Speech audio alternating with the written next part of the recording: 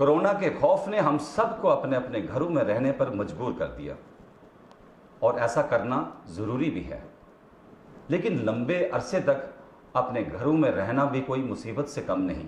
मगर इसी मुसीबत को कोई कलात्मक बना दे तो ये बात किसी कमाल से कम नहीं।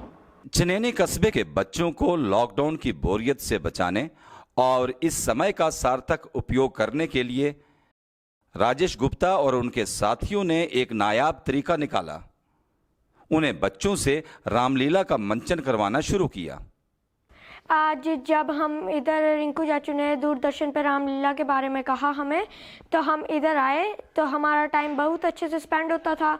हम पहले 4 बजे तक पढ़ते थे, फिर यहाँ पे आते थे। हमें रिंकू चाचू ने टारगेट दिया होता था कि 2-2 लेसन करके आना है यहाँ पे। मैं यहाँ पे ही रहता था। जब इन्होंने कहा कि हम रामलीला शुरू करेंगे तो इन बच्चों की जिद थी कि हम धनुष्मान बना के दे, तो इनके लिए हमने ये बनाया।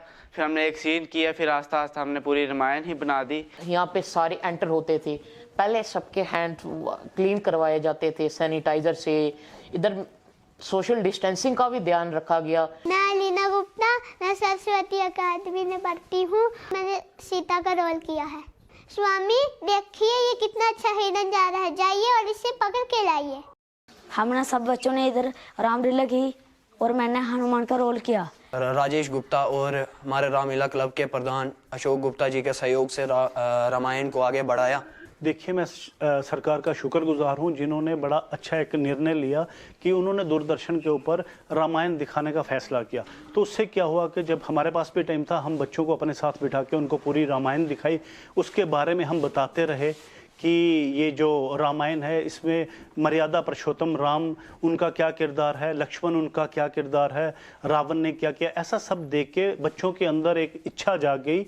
तो उन्होंने हमें कहा कि हमें ना तीर कमान चाहिए।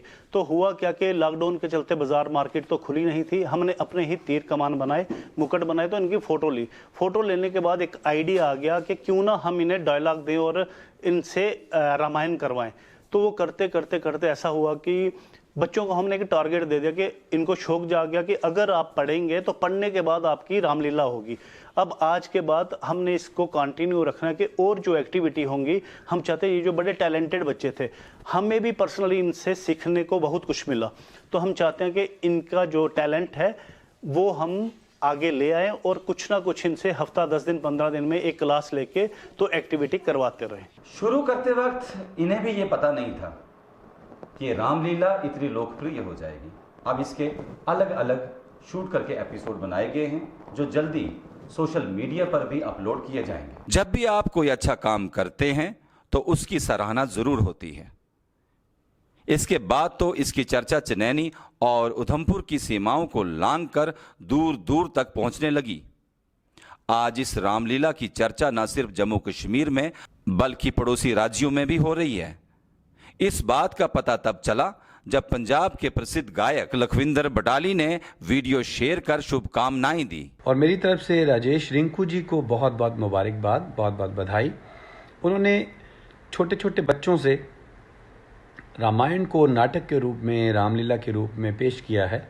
तो बच्चों ने भी बड़ा कमाल काम किया है। इसमें हर एक किरदार को बाखूबी निभाया है।